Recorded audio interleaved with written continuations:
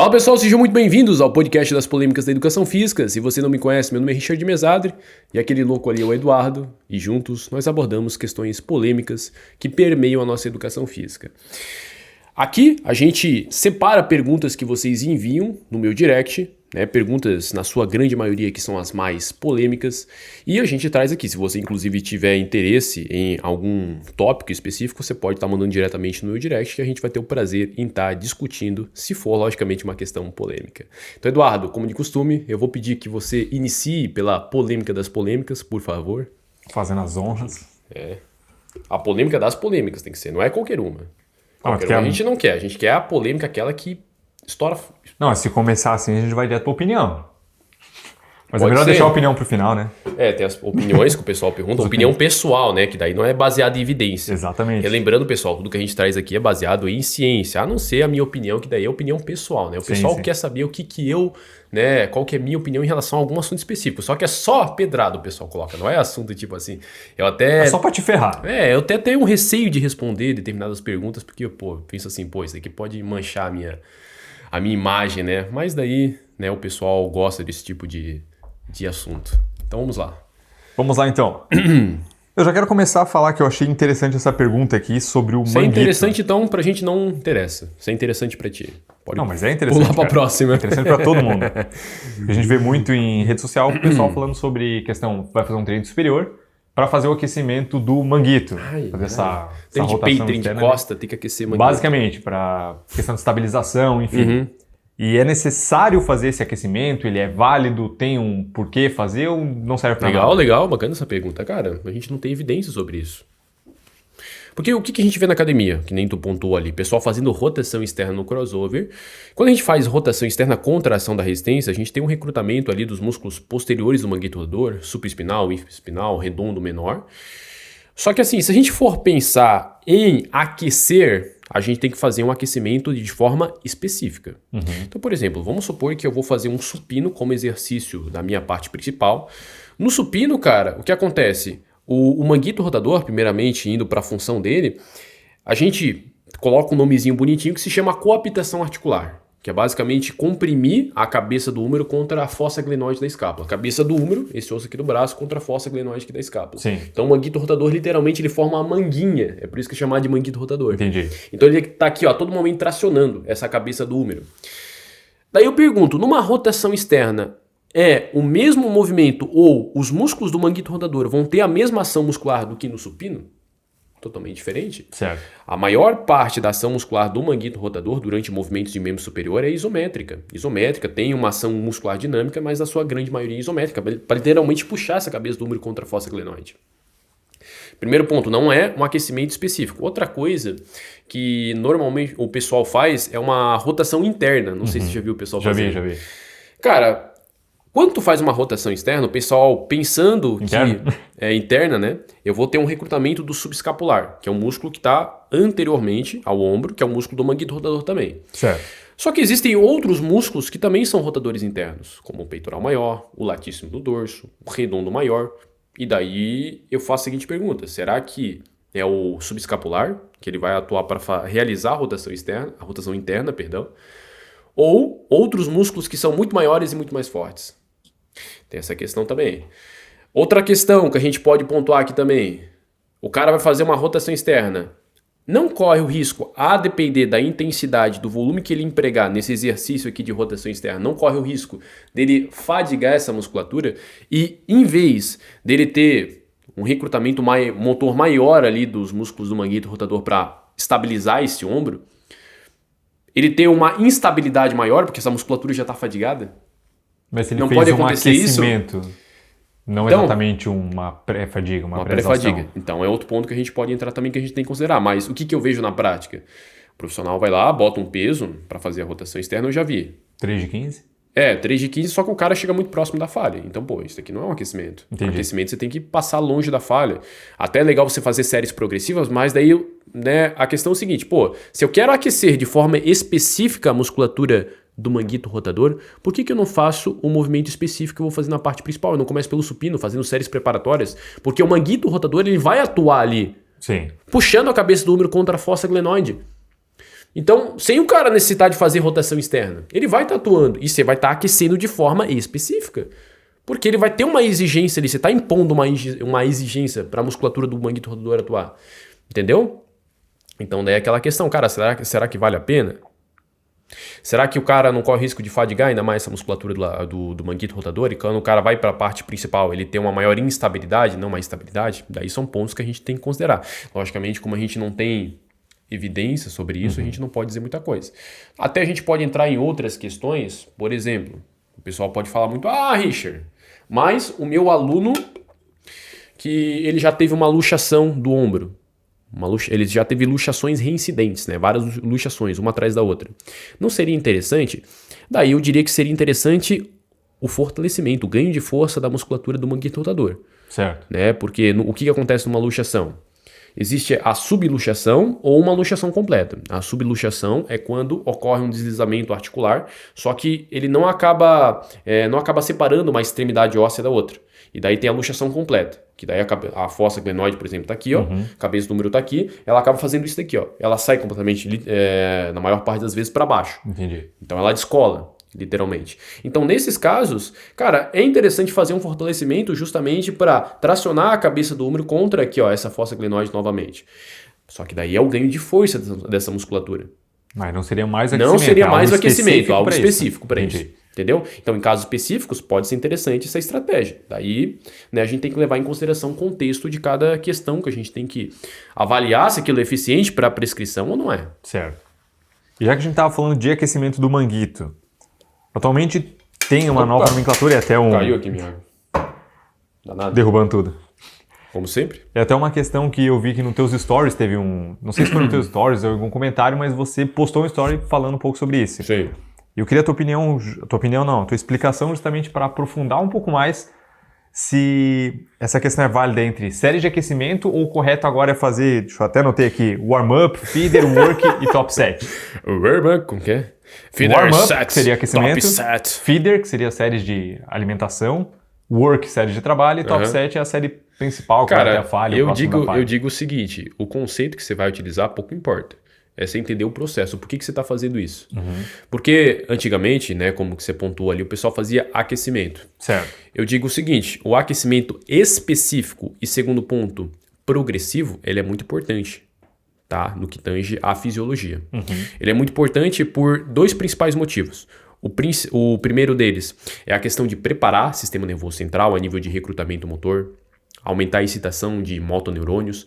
Segundo ponto, fazer com que o músculo ele tenha uma capacidade enzimática, uma capacidade de trabalhar melhor e se recuperar melhor entre séries. Direcionamento de fluxo sanguíneo para aquele músculo, que vai ser enfatizado na sessão de treino, por exemplo. E tem outra questão que o pessoal não leva em consideração, muito frequentemente, que é a questão da precisão, da percepção da precisão do peso que ele vai utilizar ali na série para fazer um determinado número de repetições. Como assim, Richard? Exemplo, na segunda-feira, Eduardo, eu te prescrevi supino reto como primeiro exercício. Você foi lá e você vai fazer 10 a 12 repetições, você botou um peso que nas séries preparatórias, na última série, você utilizou, 50 kg de cada lado. Beleza. Só que daí você percebeu assim, eu fiz, 8 repetições na série de aquecimento, eu literalmente tive a percepção que eu conseguia fazer mais duas repetições. Beleza, daí eu fui lá e fiz a série principal, realmente eu fiz as mais 2 repetições. Fiz 10 repetições, beleza. Na quinta-feira você vai repetir o mesmo treino. Só que vamos supor que você chega na última série do aquecimento, você chega na 6ª repetição e você pensa assim, cara, eu só consigo realizar mais uma. Essa foi a tua percepção no treino de quinta. Sim. Por que acontece isso, Richard? Porque a força muscular, ela pode ser variável ao longo dos dias da semana. Ela pode variar por inúmeros fatores: sono, alimentação, estado emocional, motivação na sessão de treinamento, excitação, né? Pode ser dependente desses fatores. Então, isso pode acontecer na prática. Já sabendo disso, a gente pode se antecipar. Então, a gente faz as séries preparatórias para o seu aluno ter uma melhor precisão do peso que ele vai estar utilizando na série principal. Ele saber o seguinte, eu tenho que botar um peso para fazer essa margem de repetições, de 10 a 12 repetições. Se eu botei o peso na última série das séries preparatórias, né, de aquecimento, ou feeder set, que seja. Sim. Eu fiz, sei lá, 5 repetições, eu tenho que fazer 10 repetições na série principal. Eu tive a percepção de realmente eu consigo fazer mais 5? Ou não, foi outro tipo de percepção. Daí eu vou lá, não levando isso em consideração, né? Como que era o aquecimento antigamente? O cara chegava assim... Botava 10 kg cada 10 lado, kg, fazia 20 repetições. repetições. Rápido, né? Sim. Aqui, ó, 1, 2, 3, 4. Não, Já bota o peso e dá ali pra série pra dar principal. pump, não sei o que, fluxo sanguíneo. Tá, peraí. Se a gente for analisar pela questão da especificidade, quando você faz um aquecimento, você tem que alinhar todas as variáveis do treinamento para ser o mais específico com a parte principal. Então é no mesmo exercício, não somente isso, mas na mesma cadência, na mesma amplitude de movimento, na mesma técnica de movimento, tudo tem que ser específico. E a intensidade do treinamento tem que ser o mais próximo possível da parte principal. Quando a gente fala do ponto de vista fisiológico, é interessante a gente ir progredindo o peso. Quando a gente fala de força muscular, é a principal variável que influencia na intensidade, então progredindo o peso a cada série. E a gente pode colocar, tá? Isso a gente não tem na literatura, mas a gente pode colocar entre 3 a 4 séries para fazer uma progressão mais suave. Porque se eu boto 1 ou 2 séries, fica uma progressão muito abrupta. Então pensa assim, Eduardo, agora eu vou colocar em termos aqui, tu vai colocar um peso que na série principal tu vai fazer 8 repetições. Daí na primeira série, tu bota um peso que tu faz tipo umas 20 repetições. Na segunda série tu já bota um peso que tu faz umas 15. E tu já parte para a série principal, que é 8. Entende que é um salto muito grande? Sim.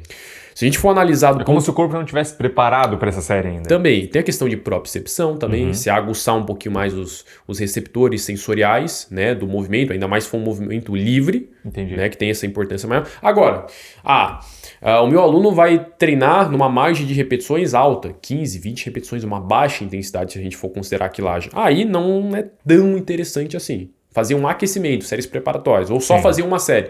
Porque, como é uma baixa intensidade, repara que a própria série já é um aquecimento para o teu aluno. Entende? Que a gente aquece. Por quê? Porque quando eu coloco um alto peso, uma alta intensidade, eu tenho que ter um alto recrutamento motor, é uma alta tensão mecânica para o tecido muscular, para o tendão, é uma alta exigência.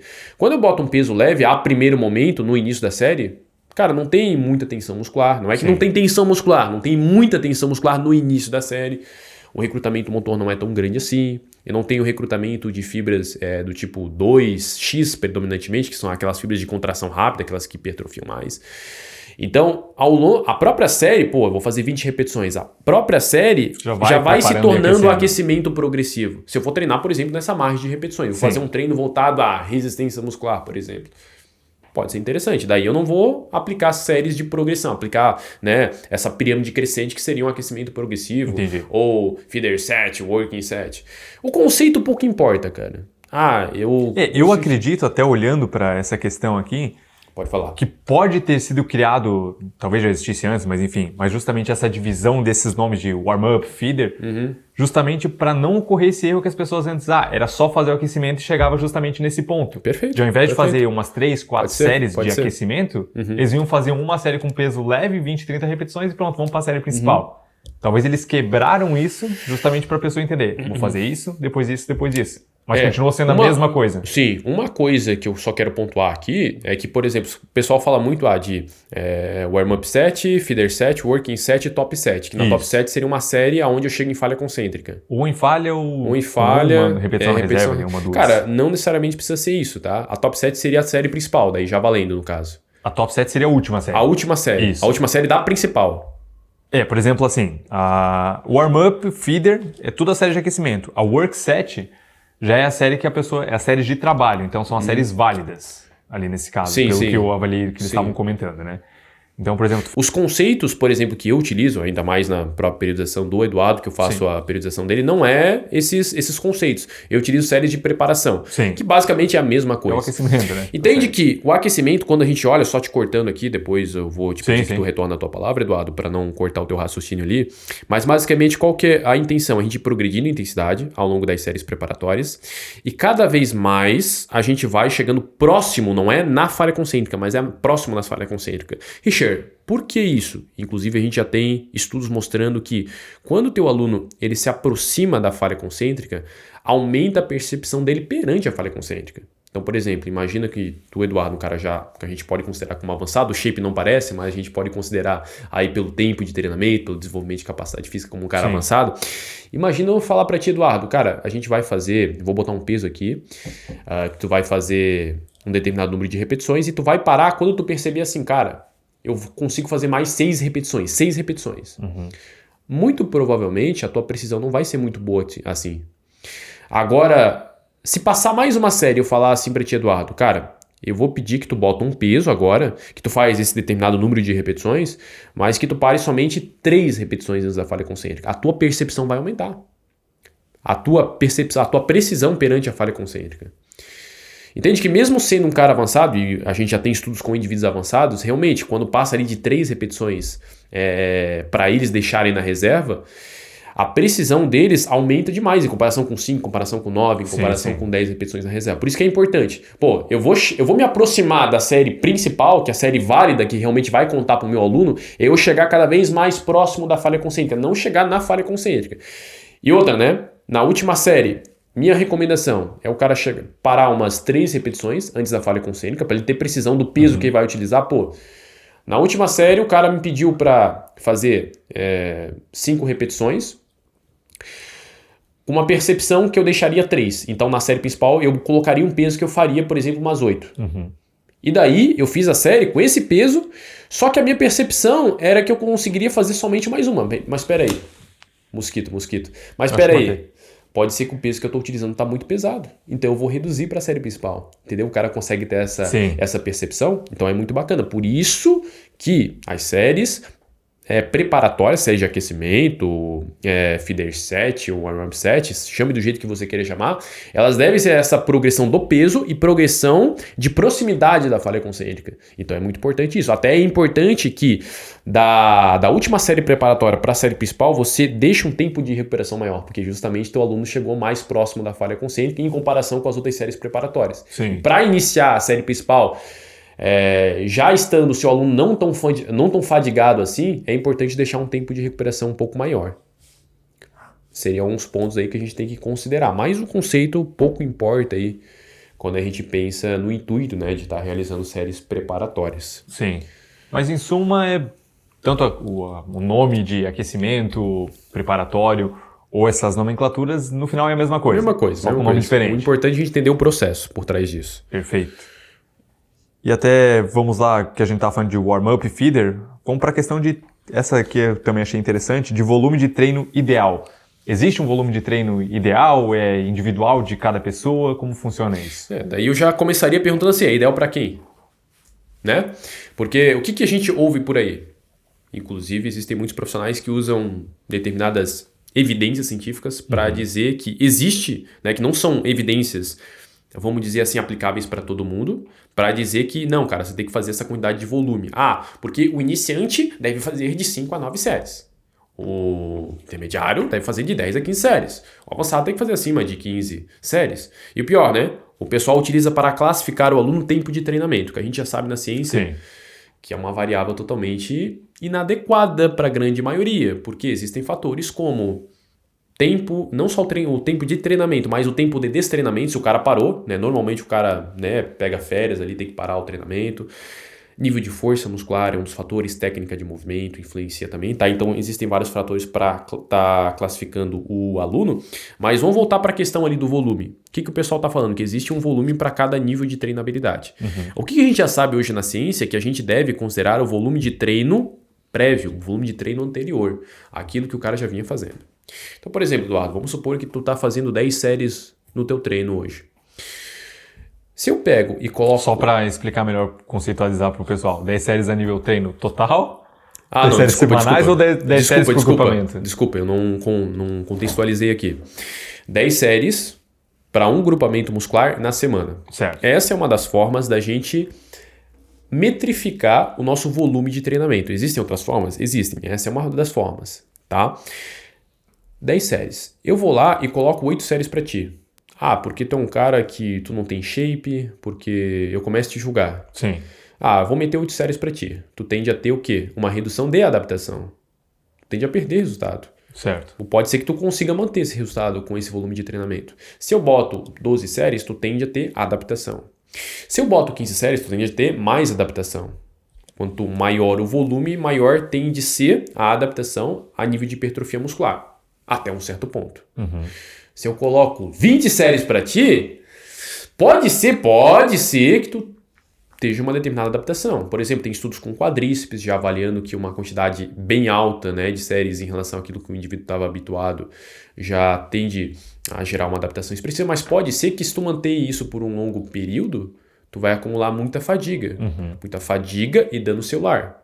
Então a gente aumentou o volume, aumentou a dose de treinamento no teu organismo, naquele grupamento muscular específico, só que a gente acumulou muita fadiga e dano celular.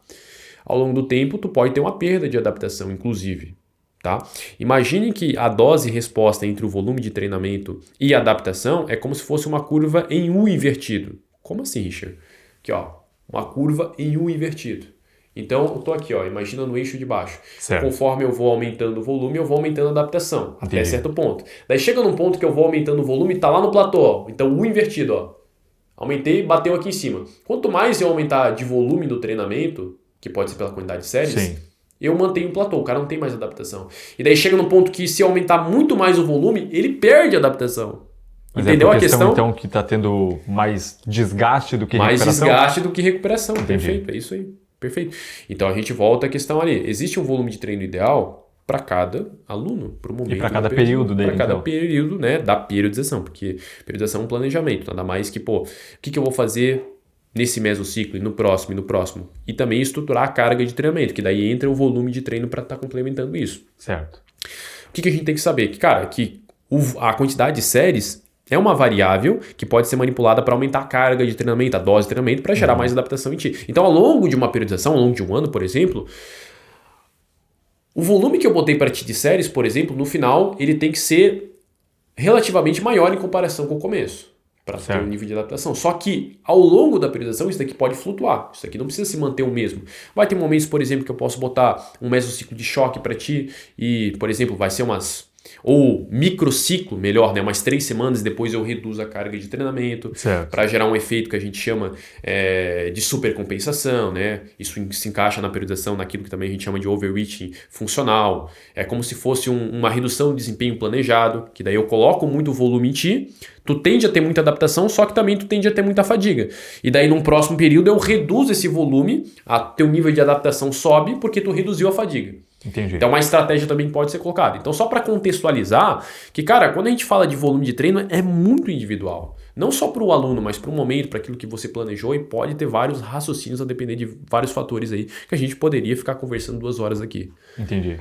Tá? Então sempre analisar o volume prévio, aquilo que o meu aluno já estava fazendo. Tem um estudo e a gente, né, só tem um estudo até o momento avaliando isso, mas é que foi um estudo muito bem conduzido, um ensaio controlado, aleatorizado, onde eles pegaram uma grande quantidade de participantes e uns participantes eles pegaram e botaram 20% em cima do volume prévio. Então eles pegaram, por exemplo, tinha gente que estava fazendo 10 séries por grupamento muscular na semana, foi no quadríceps, vasto lateral. Você sai de 10, você passa a fazer 12. O cara que fazia 20, você passa a fazer 24. O cara que faz 40, passa a fazer 48. 48. Eu acho que mais ou menos isso. Sou ruim de matemática, mas tudo bem. Mas deu pra entender. O cara tá subindo 20% em todo mundo. Só que é 20% em todo mundo. E daí teve um outro grupo que eles pegaram a quantidade de séries. Eles perguntavam, eles iam lá e contabilizavam a quantidade de séries que ele tava fazendo.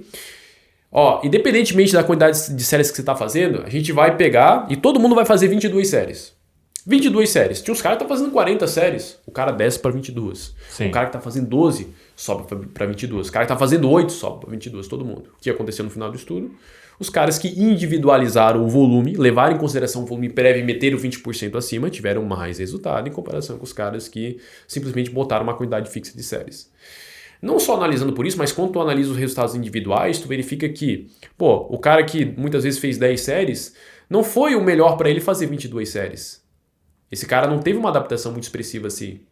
Logicamente, por quê? O que pode ter acontecido? Fadiga.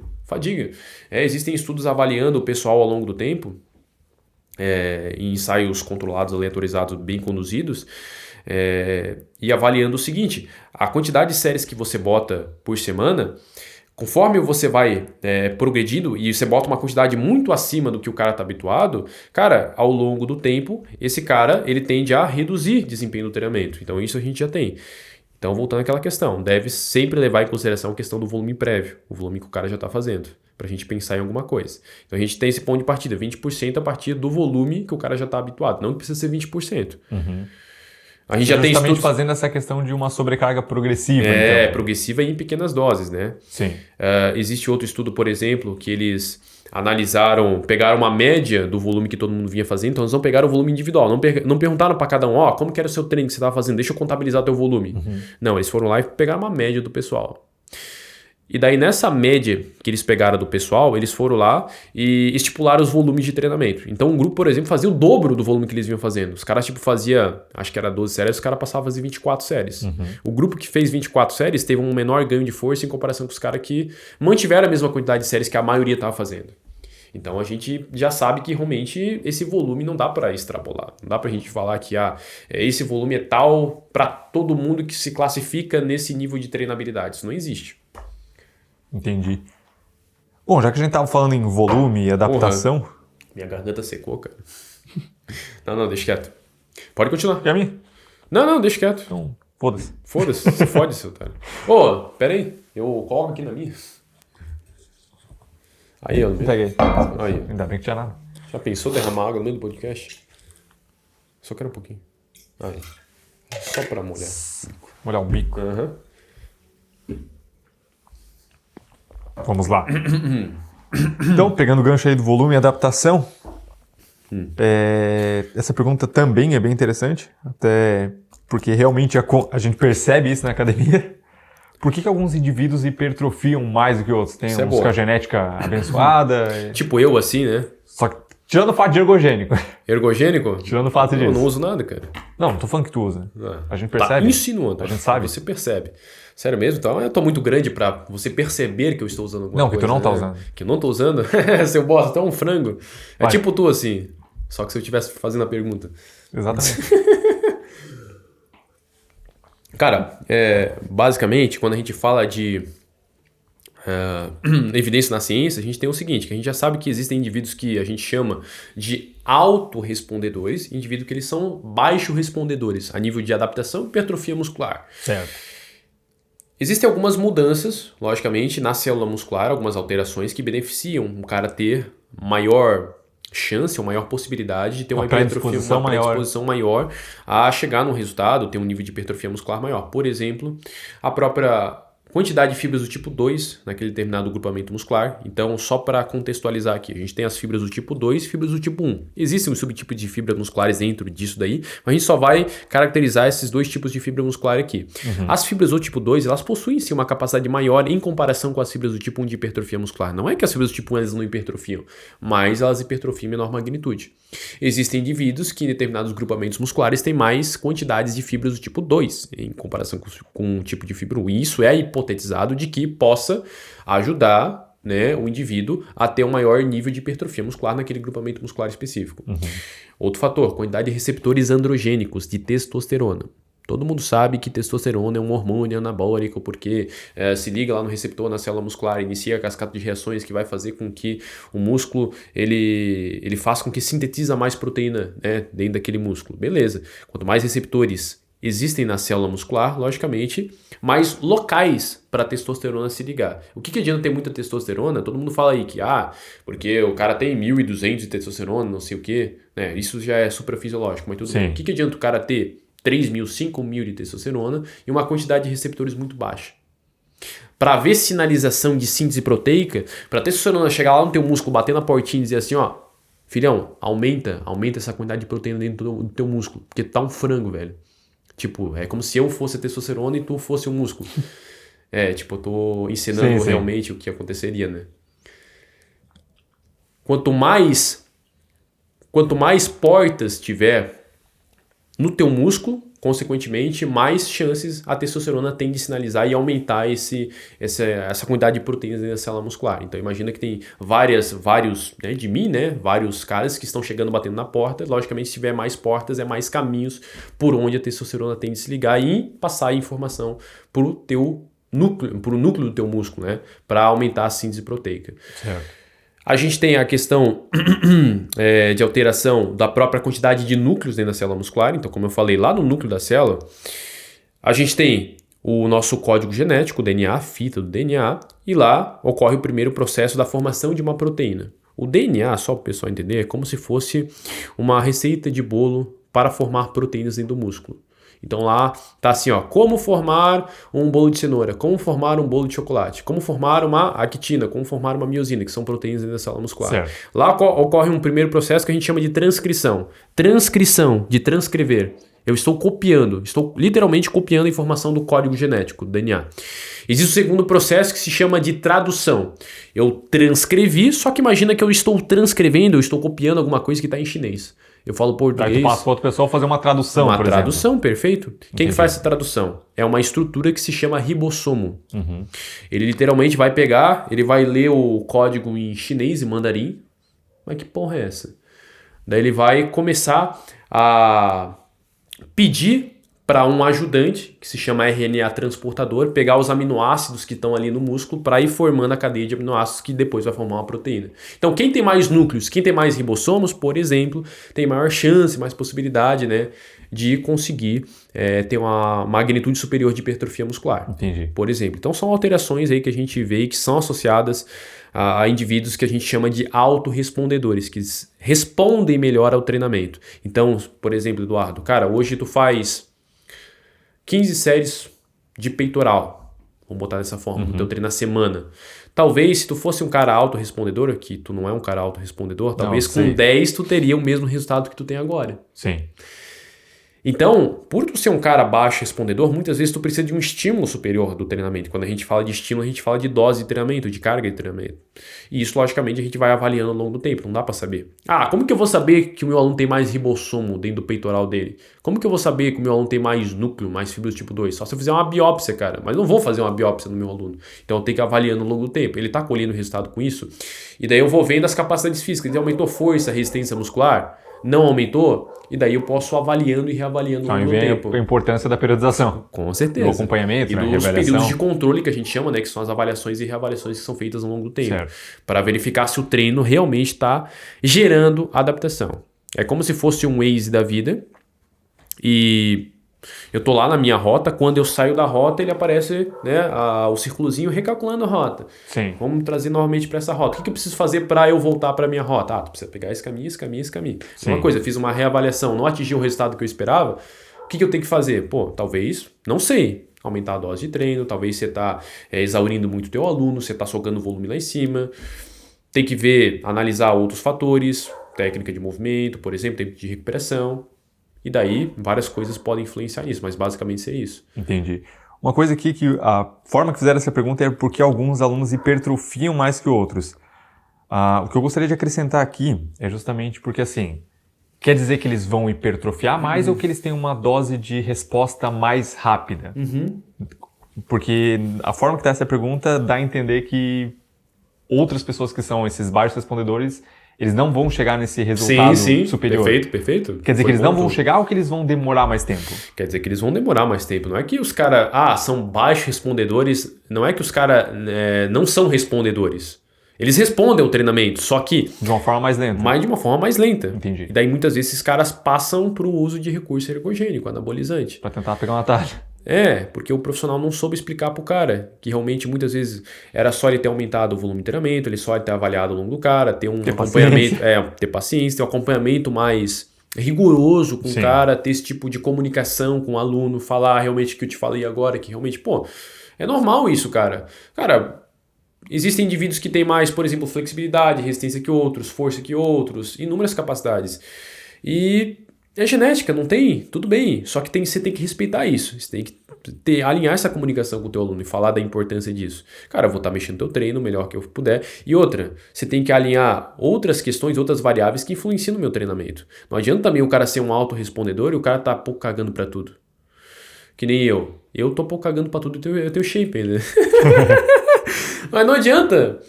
Eu não tô falando isso, logicamente, esse exemplo que eu dei para vocês não se correlaciona com isso, pessoal. Eu controlo minha alimentação, meu sono, pelo menos, de uma forma mais estrita. Não tão rigorosa quanto deveria ser, mas não, por exemplo, como o Eduardo. Então, o indivíduo, não adianta o cara ser um autorrespondedor e, as outras variáveis externas que não são um treinamento, que influenciam, esse cara não leva em consideração. Então, o cara não se alimenta bem, o cara não dorme bem, passa por um monte de estresse no trabalho, o cara vai treinar de noite, o cara não consegue porque tá fadigado psicologicamente. São fatores que a gente tem que considerar. Alinhar tudo e depois de tudo estar alinhado, do teu aluno tá fazendo tudo direitinho, aí você começa a pensar assim, bom, agora eu vou mexer aqui no treinamento. Realmente tá ajustado tudo? Esse cara tá conseguindo fazer o protocolo completo? Mas é isso, já deu pra tirar bem essas dúvidas. Espero que sim. Quer ir para as opiniões? Que eu tô louco pra falar de alguma polêmica de... Tá, vamos para as opiniões e depois a gente volta para uns outros temas aqui. Cara, tá pronto pra responder essa? Cara, eu vi algumas polêmicas aí que o pessoal me mandou, mas é que não tem escapatória. É tudo pergunta quente, né, cara? Não tem escapatória. Eu quero começar por essa aqui que eu acho interessante. Eu sei que o pessoal vai querer me bater na rua, mas tudo bem. Tá preparado pra levar umas porradas ali? Beleza. Preparado pra correr, né, cara? Tô aquecendo bem na esteira. Qual é a tua opinião? Depois a gente fala sobre esteira. Tem um negócio ali da fórmula que eu quero ver contigo. Ai. Começou mas com sobre fórmula. opiniões. Eu sou bom de matemática, cara. Me fala aí sobre a tua opinião de transexuais no esporte. Cuidado com o que tu vai falar, nego. Não pode. Acabou. É isso. Cara, errado. Transsexual, ele pode competir? Eu concordo, ele pode. Eu concordo. Tudo bem ele competir. Porque se considera? Porque ele se considera. Nossa, só que olha só. O que mais a gente vê e que gerou muita polêmica, inclusive no último ano, 2023, foi que uma mulher, né, um indivíduo que anteriormente ele era do sexo masculino, ele fez uma cirurgia de mudança de sexo, que a gente chama de redesignação sexual, mudou o sexo. Certo. Então ele é um indivíduo que ele se considera masculino. Masculino não, perdão, feminino. Troquei os negócios aqui. Sim. Feminino. E ele acha que ele pode... Agora é ela, porra, cara. Ela acha, eu vou errar mais vezes ainda. Ela acha que ela tem o direito de competir com outras mulheres, porque ela é do sexo feminino e ela utilizou medicamentos para reduzir a quantidade de testosterona no organismo dela, aumentar estrogênio, e ela acha que ela pode competir tranquilo, sem nenhuma vantagem contra outras mulheres. Cara, eu não queria falar isso porque é muito óbvio, mas esse indivíduo, vamos dizer assim dessa forma, ele se desenvolveu ao longo da vida como homem, tá? Como homem. Então todas as alterações, todo o ambiente hormonal foi favorável para o desenvolvimento de capacidades físicas, como força muscular, aumento de massa muscular, potência muscular, velocidade, que é o que difere, basicamente, um homem de uma mulher a nível de capacidades físicas, quando a gente fala. E daí, beleza. Ela resolveu, por alguns motivos, fazer a cirurgia para mudar de sexo, e agora ela se considera como mulher, ela vai competir com outras mulheres. E, logicamente que vai ter uma vantagem gigantesca, cara. Teve um caso... que a gente vê justamente isso acontecendo, né? Teve um caso, caso prático. Ano passado, no Canadá, teve uma competição de powerlifting. Powerlifting é o levantamento de peso, onde eles fazem agachamento, supino reto e levantamento de terra, certo? A mulher, que era uma transexual, era transexual, né? Ela ganhou em primeiro lugar e contabilizando o peso que ela levantou nos 3 exercícios, agachamento, supino reto e levantamento terra, ela levantou 200 quilos a mais em comparação com a segunda colocada. Deve ter batido todos os recordes. 200 quilos a mais, cara, do feminino. Sim. A mais, sabe o que é isso? E quando tu compara a segunda colocada com a terceira colocada, a diferença não foi tão gritante assim. Porque era uma competição muito acirrada. Já é alto nível, né? Pois é, no supino, ela levantou quase o dobro que a segunda colocada no supino para uma repetição máxima. Olha que loucura, velho. E daí como que não influencia? Daí os caras vão dizer assim, mas é inclusão social. Não existe inclusão social aqui, brother. Não existe. Faz o seguinte, então. Você quer inclusão social, direitos iguais? Pega e tira a classificação de sexo de todos os esportes. E vai ver o que acontece. Bota todo mundo, homem e mulher, competir junto. Chutando baixo realmente. Eu acredito que os 50 primeiros, 100 primeiros colocados são homens, na grande maioria dos esportes. Por quê?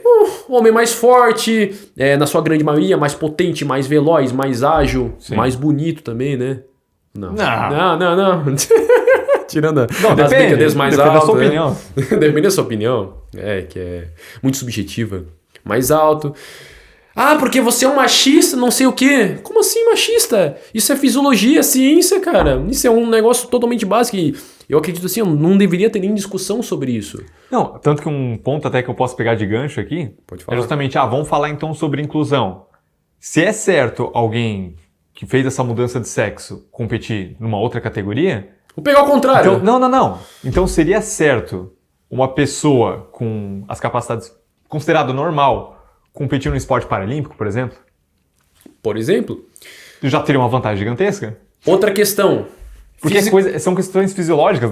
Sim, não tem não é mais questão de opinião. Se considerar a opinião. É subjetivo. A gente já tá... É briga fisiológica. Sim. Um vai ter mais predisposição que o outro. A mesma coisa é fisiculturismo. Muito hoje em dia se fala de competição de fisiculturismo natural. Cara, existem federações ali que eles estão cagando por uma questão de antidoping. O antidoping é a patifaria. E daí, cara, tem um monte de gente que está usou antes do campeonato. Tem alguns caras que pararam antes, mas conseguiram sustentar os ganhos do esteroide anabolizante. E existem caras que estão usando, competindo. Logicamente vai ser uma vantagem gigantesca. Os caras que vão ganhar provavelmente são os caras que usam. Sim. Os caras que estão usando ou usaram e pararam algum tempo. E, cara, é muito difícil verificar isso. Né? Porque essa nível... Como é que é? Eu acho que é WNBF. Essa é a mais conhecida, né? Eu também não tô por dentro, não posso dizer, não posso dar opinião. Eu tô acompanhando bastante esses caras porque eu quero realmente entender um pouco mais sobre esse mundo. Pelo que eu vi ali, até a questão sobre, tu comentou ali de pessoas que utilizaram anabolizante antes e ser considerado natural. Desiste dessa ideia, cara, não é pra ti. Não. Já volta uma dessas. Mas eles fizeram justamente eles têm uma questão ali de um tempo específico, análise de exames até esse realmente sair do organismo da pessoa, assim, sair toda aquela adaptação. Tem que analisar isso aí. Mas é um período relativamente alto, assim. Tem testes psicológicos, mas eu ainda desconfio de muita coisa ali no meio. Sim. Muita coisa ali no meio. Voltando para a questão ali dos transexuais, a minha sugestão é o seguinte, vamos pegar o indivíduo que era do sexo feminino, ele se desenvolveu como mulher.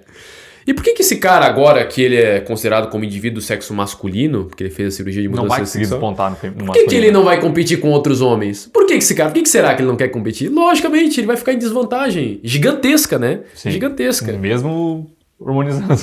E aí? Foda, realmente, faz sentido essa comparação inversa. E aí?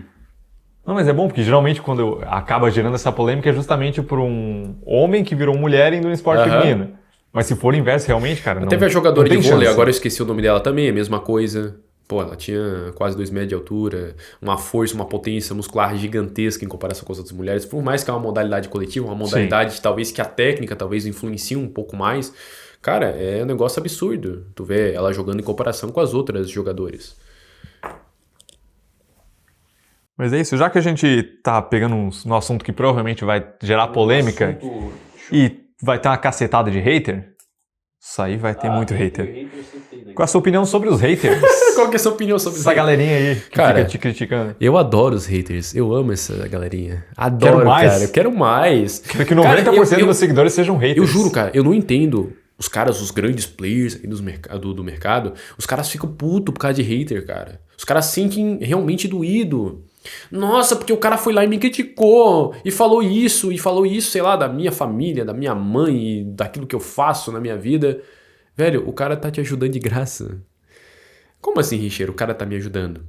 Quando vê alguma pessoa e comenta no teu vídeo, faz algum stories, critica você, torna aquilo público, ele tá fazendo com que outras pessoas tenham acesso ao seu conteúdo também.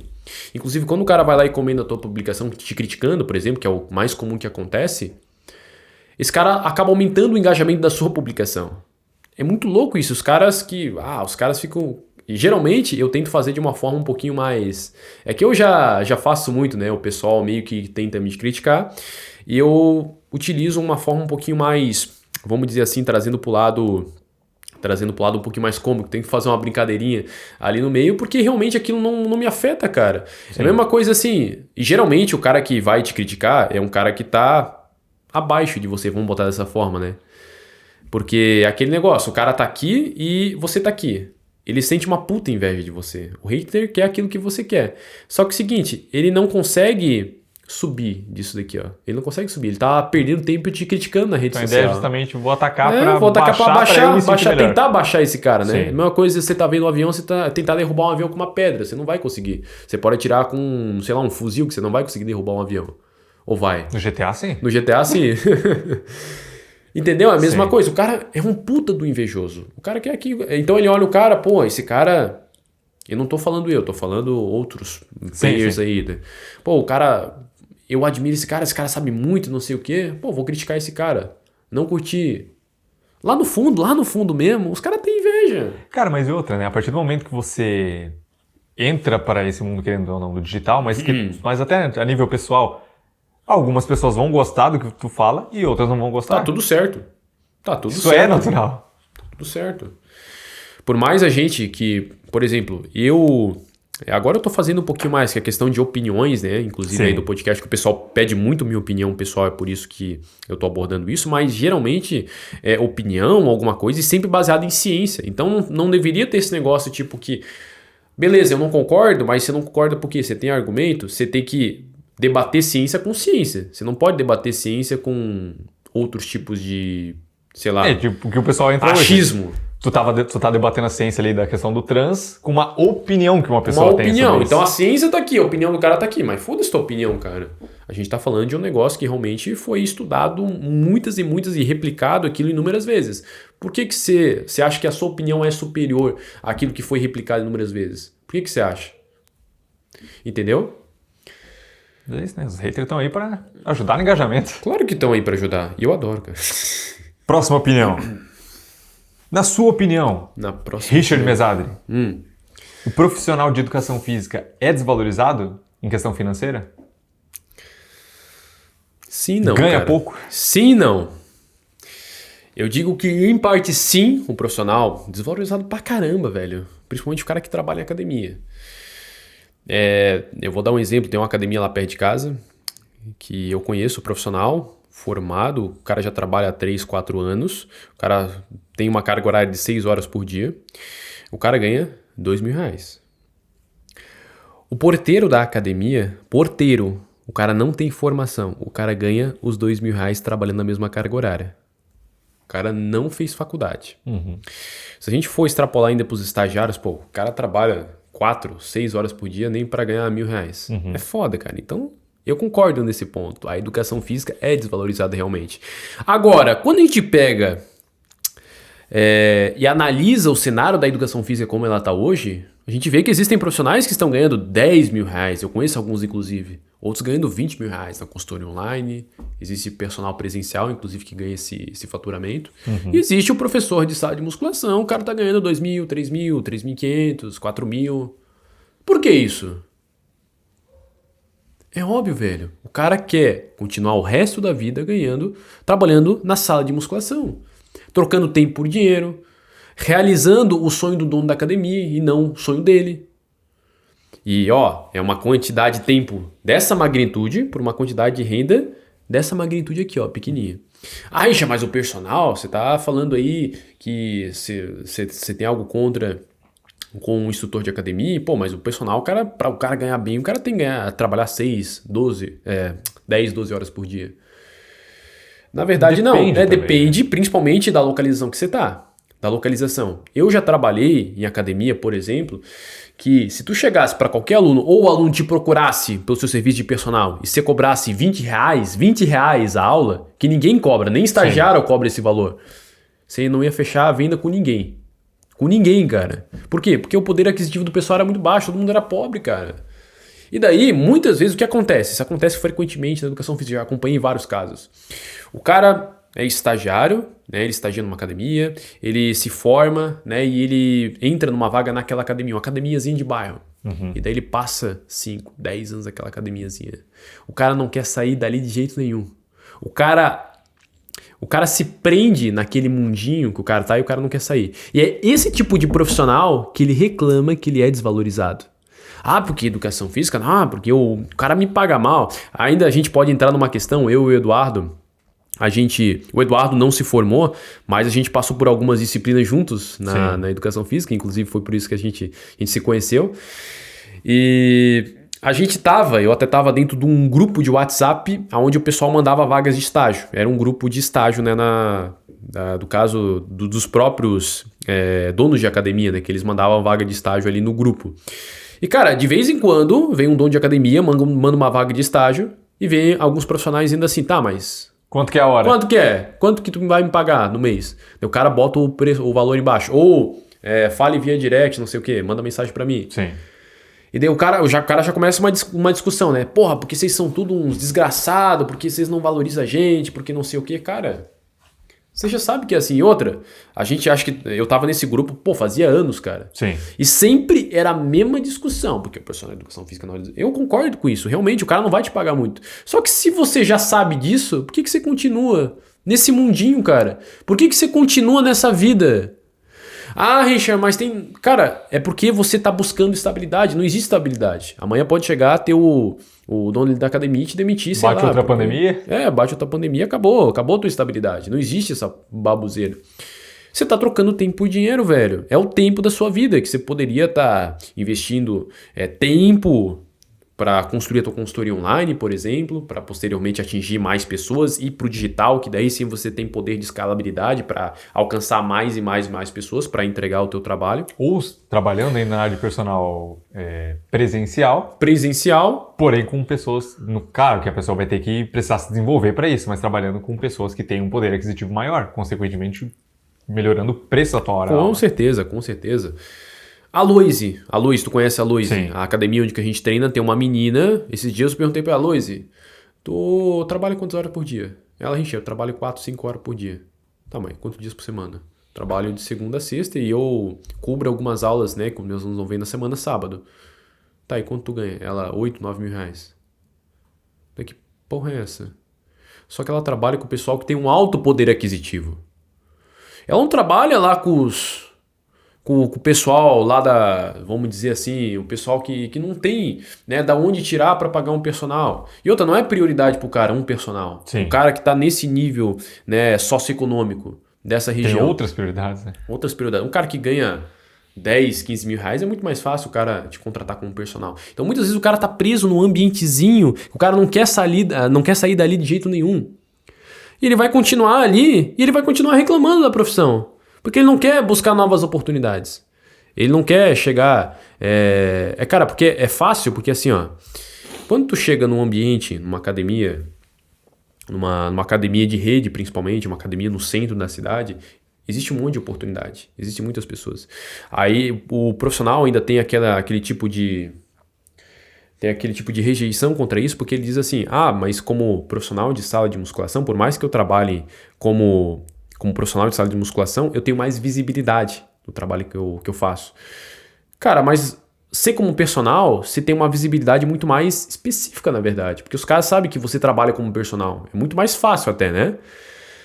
E outra, cara, que você não precisa literalmente ser personal, e aqui pro cara que tá começando agora na área, o cara não precisa ser literalmente trabalhar como personal, pro cara chegar numa academia, por exemplo, eu vou começar a treinar aqui, eu visto uma academia de personal, só para criar network com o pessoal. Daí o cara veste a camisa, o cara começa a treinar ali, o cara começa a interagir com o pessoal da academia, começa a trocar ideia, às vezes nem relacionado a treino, ou também pode falar alguma coisa sobre o treino da pessoa, melhorar alguns pontos, e a pessoa tá vendo que o cara é personal.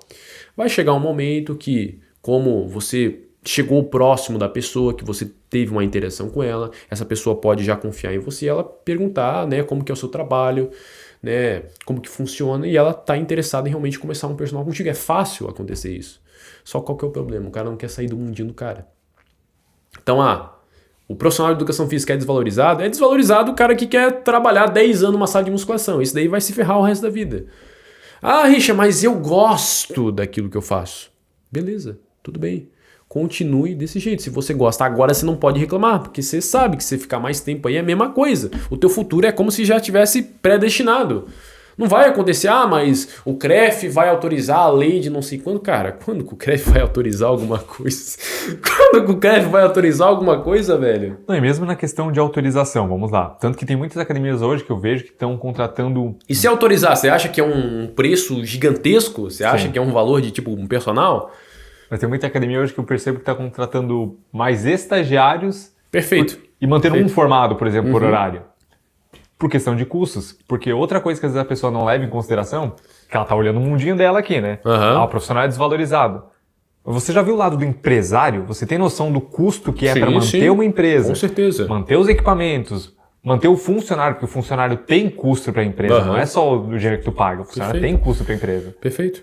E hoje eles não avaliam esse outro lado, né? Tipo, o empresário que se foda, ele que tá me empregando, ele vai ter que me pagar X. Não é assim que funciona. Cara. Pois é. E outra que a cada E o cara numa academia de bairro. Pô, tu acabou de montar a academia, você tem uma academia lá, tudo enferrujado, enfim.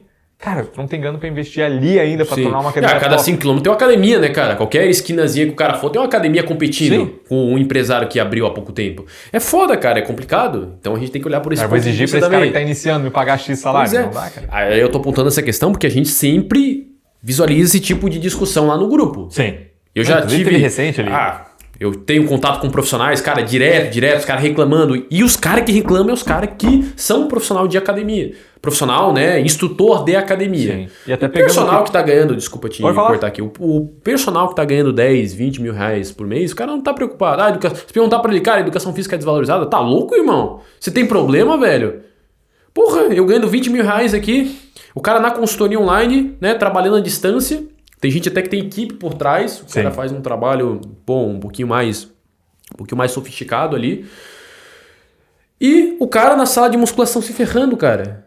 Mas até uma coisa que eu queria citar é justamente que a maioria dos profissionais, se tu for ver, principalmente agora que você está publicando esse tipo de conteúdo, voltado justamente para ajudar, agregando conhecimento, você percebe que o nível de conhecimento geral dos profissionais é muito raso. Extremamente raso. E daí como que os caras querem exigir mais, né?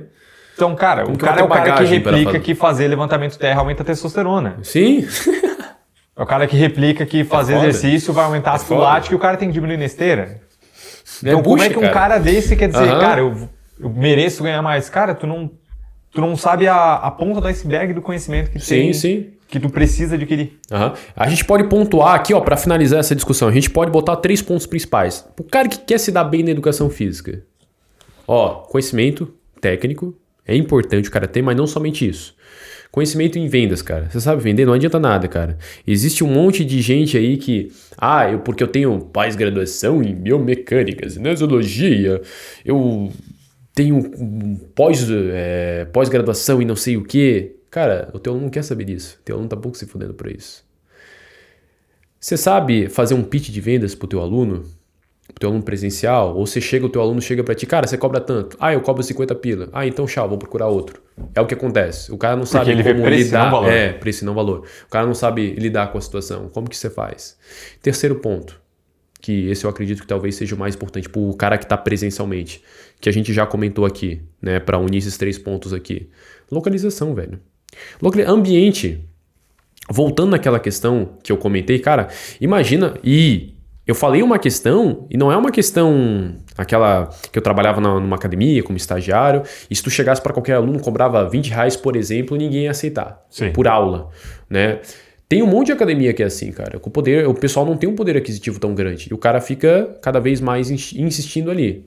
Então, talvez seja os 3 pontos. Por quê? Porque também no ambiente você consegue ter networking. Você consegue conhecer pessoas novas, pessoas que têm poder aquisitivo, que talvez indica para outras pessoas, e essas pessoas começam a fazer o teu marketing, o boca a boca. Começa a indicar para outros e outros e outros e outros.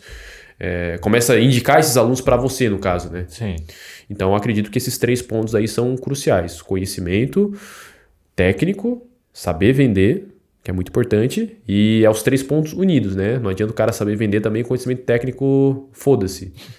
Tem muita gente que é assim, porque o cara tá ganhando dinheiro. Cara, é foda, porque esse cara que tá ganhando dinheiro, muitas vezes ele tá sendo antiético, muitas vezes ele não tá gerando os resultados que o aluno merece, muitas vezes ele tá ferrando com a vida do aluno, né? E o cara não tá levando isso em consideração. Então, você quer ser um profissional realmente reconhecido, um profissional reconhecido, talvez por alunos e também por profissionais.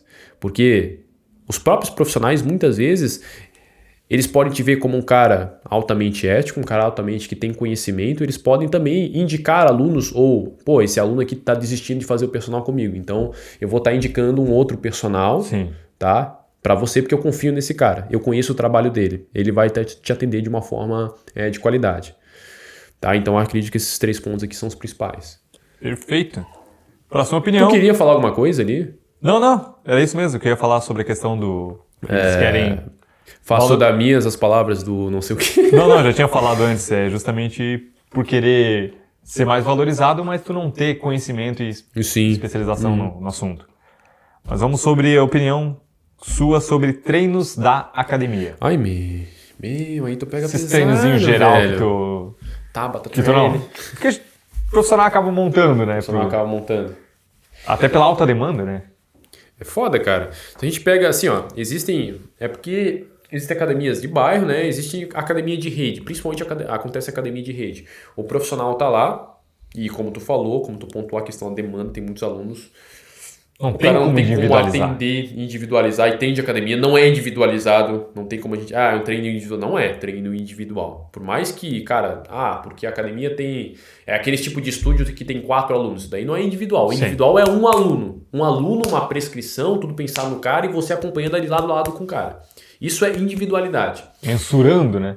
Mensurando, avaliações e reavaliações, isso é um conceito de individualidade no treinamento, mas... Quando a gente leva para o cenário de academia de rede, o que a gente vê? O pessoal pega protocolos de treinos pré-definidos, o cara acaba sorteando para todo mundo. Então tá lá, né? É a senhorinha, é o atleta é o cara avançado, iniciante, todo mundo fazendo os treinos que o cara acaba sorteando para eles. Esses dias eu estava acompanhando um treino de um cara que ele queria fazer um acompanhamento comigo, mas eu só quis tirar uma dúvida. E eu pedi para ele o treino que ele vinha fazendo, só para mim ver em questão, né, como que estava sendo a prescrição desse tipo de treino. Daí eu fui olhar, cara, a principal questão que eu verifiquei é a questão do volume. Um volume de treino totalmente absurdo. Tipo assim, o cara tava fazendo 18 séries para deltoide acromial. 18 séries. Cara, eu não faço 18 séries. Um cara iniciante que iniciou agora na academia. Loucura, cara. E daí tu pensa assim, ó, né? Levando para a parte mais técnica aqui.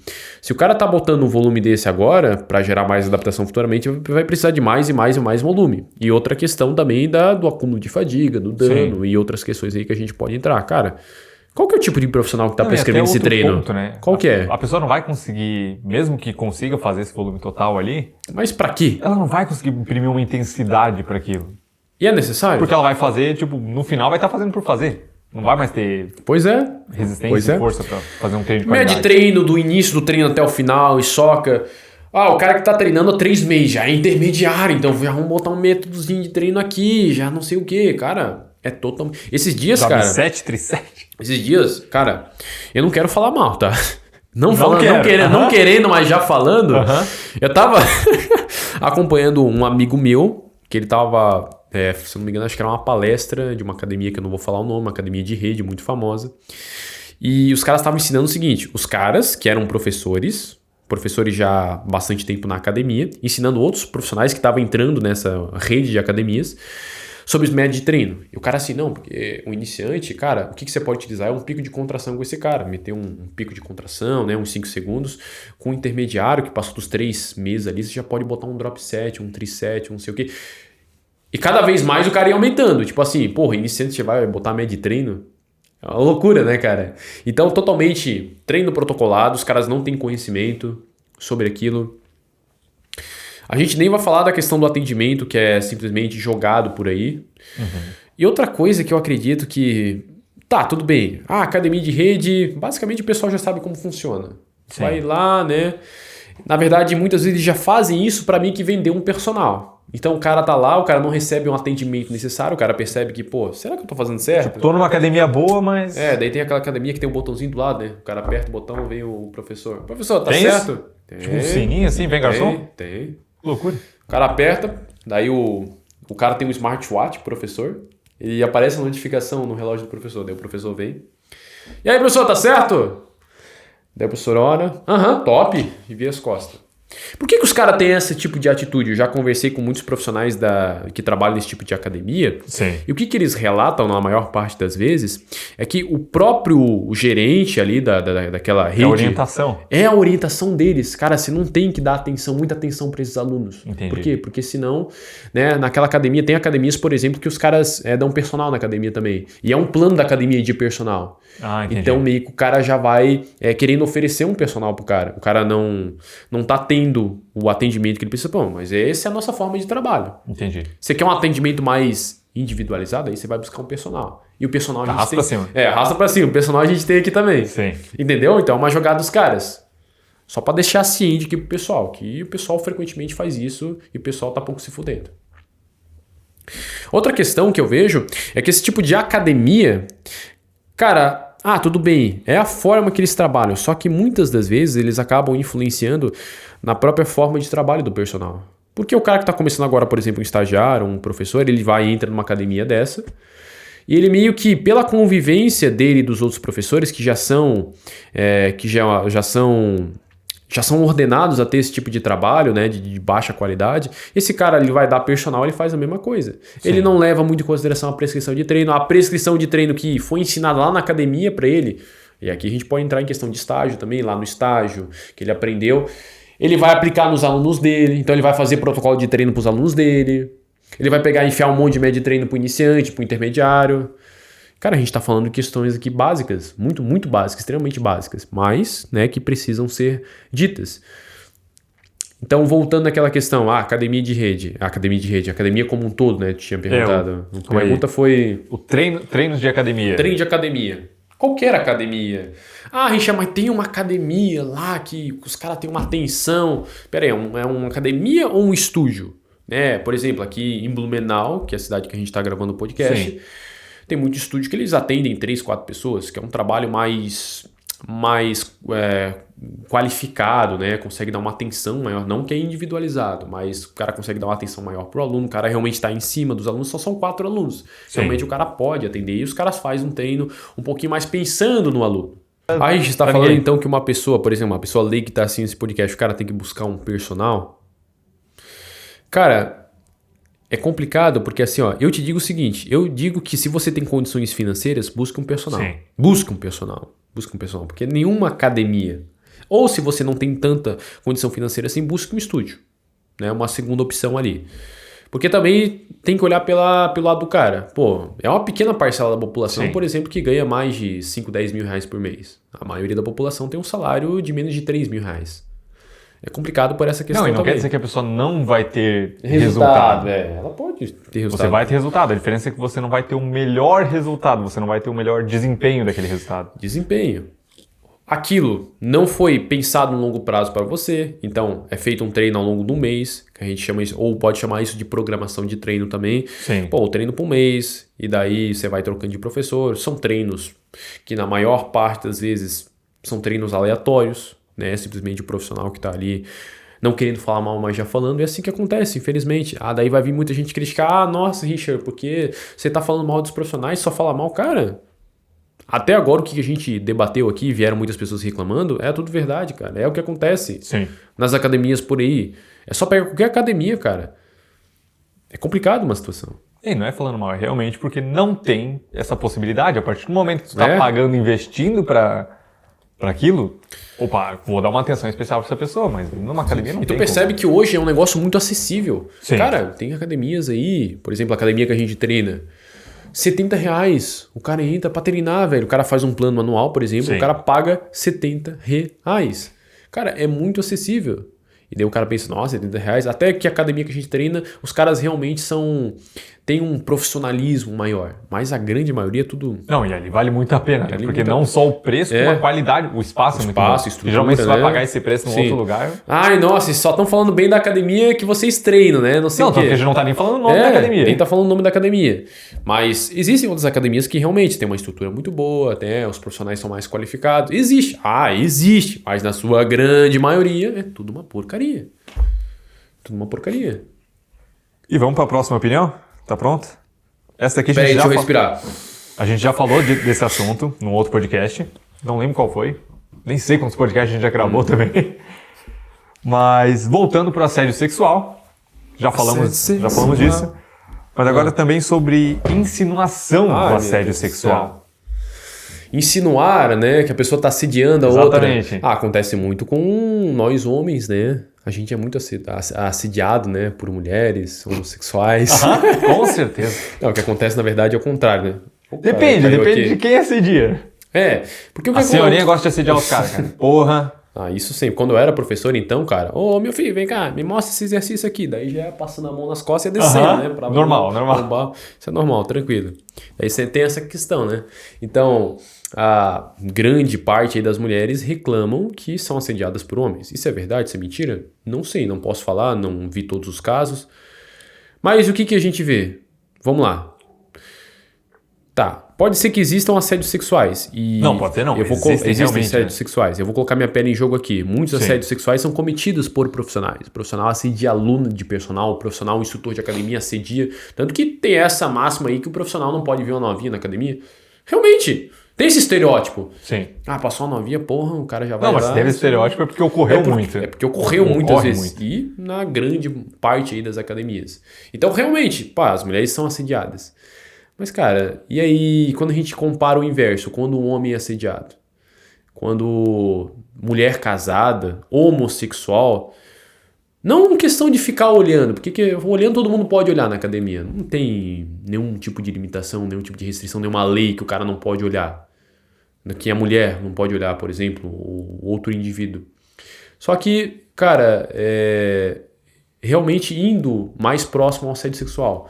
Talvez já tentando uma aproximação, passando a mão, por exemplo. Por que daí é tudo bem, tudo tranquilo? Quer dizer que um homem, ele não pode nem olhar para uma mulher, que já é considerado como um assédio sexual por muitos, e aqui eu não estou me referindo a lei, estou falando da percepção de muitos, ele não pode ser considerado, ele está se percebendo como se ele está assediando a mulher, e uma mulher, ou um indivíduo homossexual, agora colocando nós aqui homens, eles podem nos assediar. Eu vou pegar até um gancho disso que você está falando agora. Por quê? Vou até olhar para a câmera. Olha, bem fundo. Porque é o seguinte, pegando esse gancho do que ele falou agora, o Richard é um cara que eu vejo as mulheres falando isso dele. Por quê? Não sei se vocês já perceberam, mas ele tem um bom desenvolvimento muscular, consequentemente... Vou falar, cara. Consequentemente, tu tem um glúteo bem desenvolvido. E o que a mulherada não fica falando? Cara, todos falam. Todos falam. Não todo mundo, mas enfim. Mas a mulherada fica falando, cara, agora pensa se fosse o contrário. Porque as alunas vêm direto... Esse gancho foi bom, cara. As alunas vêm direto pra falar isso aí pra ti. E você leva numa boa, você, por mais que pode ser um assédio ou pode não ser, não tô dizendo que é. Sim. Mas se fosse o contrário, tu fosse o aluno e chegasse pra professora falando isso. Meu Deus do céu. Se fosse eu, no caso, eu acho que até a professora ia gostar. Tô brincando. Brincadeiras à parte, tu conseguiu entender ele do que eu tô falando. Porque... Com certeza, cara. Aí é assédio. Agora, no teu caso, situação... vir 2, 3, 4 pessoas... porque eu acho que é uma situação mais frequente que acontece. Então, as mulheres, sim. A gente acha que não tem estudo sobre isso, mas eu acredito que elas são, sim, muito mais assediadas em relação aos homens.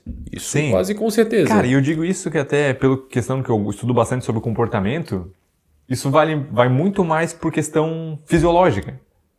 O homem, instintivamente, ele tem essa questão devido à alta taxa de testosterona. Desejo sexual, então, né? Aumenta libido, mais esse desejo. Com certeza. Tanto que, cara, injeta a nossa taxa de testosterona numa mulher pra ver se não acontece a mesma coisa.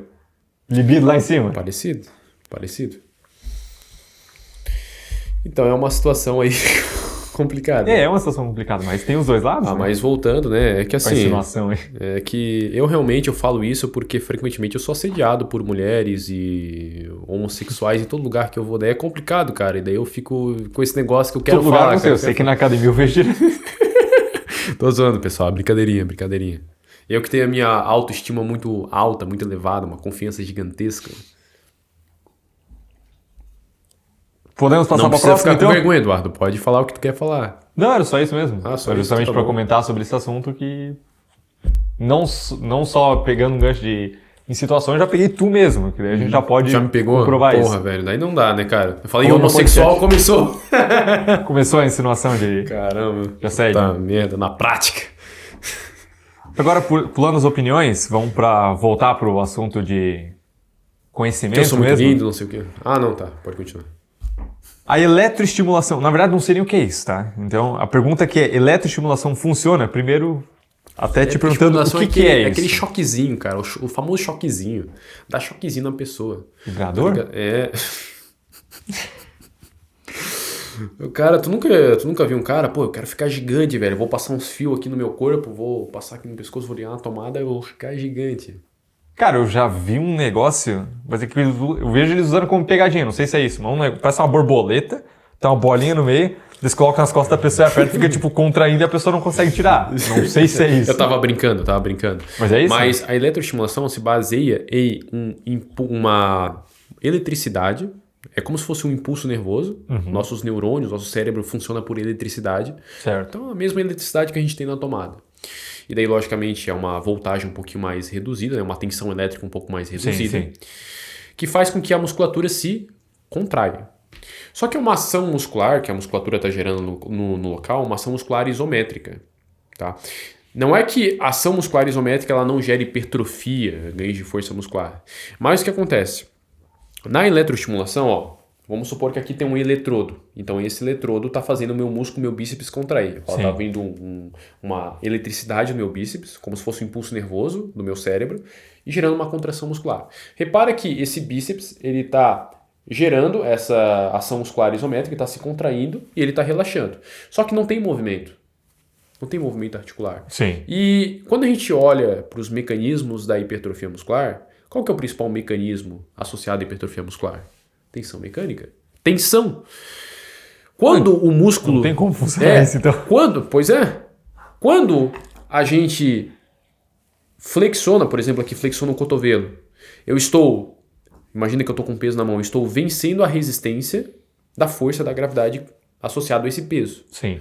Tá? Então, o meu músculo está se encurtando, se opondo à ação da resistência externa. Ele tem que fazer uma força superior em comparação com essa resistência que eu estou pegando. Se eu pego um peso maior, esse músculo vai ter que gerar mais tensão mecânica. Sim. Tá? Não é que mais peso é melhor para hipertrofia, a gente não vai entrar nessa questão, só para o pessoal entender.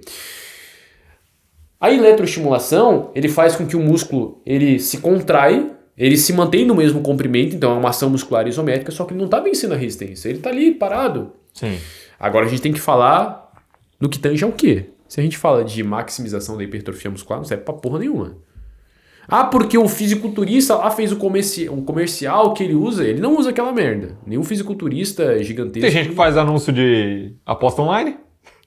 Os caras ele não faz usam. anúncio, ele faz anúncio, eles não usam. Tá? Só para propaganda. E também existe outra questão que a gente tem que considerar aqui, que é a questão da reabilitação. Então, por exemplo, o cara quebrou um fêmur, velho. O cara rompeu o LCA, o LCP. E o cara tem uma limitação de movimento. O cara quebrou o fêmur. O cara não pode movimentar. O cara não pode fazer uma cadeira extensora, por exemplo. Sim. O cara tem que manter em repouso para ele ter a consolidação óssea ali do fêmur dele, né? Cara, o que seria talvez uma estratégia não para gerar hipertrofia muscular nesse cara, mas para atenuar a perda de massa muscular, que é para manter essa a atrofia. Ativação. Para manter essa ativação do sistema nervoso central e também fazer com que o músculo realmente, porque é uma ação muscular isométrica, por mais que ele não está opondo à resistência externa, pode ter uma sinalização ali associada à hipertrofia muscular, mas não que vai gerar uma hipertrofia muscular. Então, no desuso a gente tende a ter atrofia, que é a perda de massa muscular, e isso pode fazer com que esse cara tenha uma atrofia menor, pode reduzir, tá? Mas não que vai gerar hipertrofia muscular nesse cara. É um efeito muito pequeno para gerar. Agora, se a gente for pensar num cara treinado ou num próprio iniciante, cara... Outra questão também que a gente pode entrar aqui, que são os riscos... Se for pelo mérito de se aquilo ali gera uma contração, tá, então a pessoa pode ficar simplesmente contraindo o bíceps e... Ela pode ir trocando lâmpada, né? Aqui, ó. Sim, vou ficar contraindo o bíceps porque ele vai ficar Vou ficar fazendo maior. pose Não de faz fisiculturista no espelho aqui, ó. Porra, minha camisa quase rasgou, tu viu? Caralho. Tá quase. Tá quase. É que ela é muito apertada, comprei tamanho P, é por isso, pra ficar assim mesmo. Fica comprando baby look? Né? Tá certo. Pra parecer grande, o cara que é frango. Cariani já. Ó, essa é uma dica pra vocês, ó. Quem tem 60 quilos que nem o Eduardo e quer aparecer monstrão, compra PP. Não dá. Tá certo. Quando eu tinha 60 quilos, cara, eu parecia um cabide. Camisa justa fica pior. Tá vendo? Na verdade, parece um rachinho, parte, tudo certo. pessoal. As canelas parecem um recheio. Voltando no assunto que eu já esqueci, sobre a eletroestimulação, que a gente estava falando da reabilitação, nesse contexto talvez possa ser interessante. Não é que é interessante, talvez, a depender ali dependendo da fratura, da lesão que o cara tem, possa ser interessante nesse contexto, tá? Outra questão que a gente tem que considerar são os efeitos adversos da aplicação da eletroestimulação. A eletroestimulação pode gerar rabdomiólise. O que é rabdomiólise? É um excesso de dano muscular. Porque quando o nosso sistema nervoso ele recruta determinados músculos para produzir um movimento, por exemplo, ele recruta de forma coordenada, de forma sincronizada. A gente tem mecanismos de inibição que servem como sensores para proteger esse músculo. Por exemplo, quando a gente está pegando um peso muito, muito alto que a gente não está habituado, a gente tem alguns receptores que identificam essa tensão que o músculo está produzindo e a gente tem uma resposta para reduzir o recrutamento daquele músculo para a gente soltar aquele peso, por exemplo. Existem outros mecanismos para fazer a proteção daquele músculo. Por exemplo, para evitar um possível estiramento muscular, por exemplo, uma possível lesão de fibras musculares pela uma tensão excessiva, que nem eu dei o exemplo. Sim. Na eletroestimulação isso não acontece. Por quê? Porque o impulso nervoso está vindo de fora. Tá vindo de fora e não do cérebro. Sim. Entendeu? Então não tem esse controle inibitório, né, protetivo ali da medula ou do cérebro. E isso pode fazer com que esse músculo ele sofra lesões, microlesões, por exemplo, em excesso. A gente tem alguns estudos mostrando isso, que a incidência de rabdomiólise, de dano muscular acentuado é muito grande com quem é aplicado eletroestimulação. Então, né, cara, serve em determinados contextos.